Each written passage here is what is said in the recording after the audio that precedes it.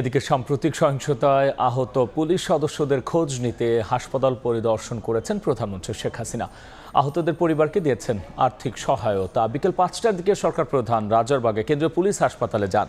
ঘুরে ঘুরে বিভিন্ন ওয়ার্ডে চিকিৎসাধীন আহত পুলিশ সদস্যদের শারীরিক অবস্থার খোঁজ নেন, শোনেন নির্যাতনের বর্ণনাও। পরে সংঘর্ষে আহতদের দেখতে প্রধানমন্ত্রী যান বঙ্গবন্ধু শেখ মুজিব মেডিকেল বিশ্ববিদ্যালয়। সাম্প্রতিক সহিংসতায় আহতদের দেখতে গত ৩ দিন রাজধানীর বিভিন্ন হাসপাতালে গেছেন সরকার প্রধান।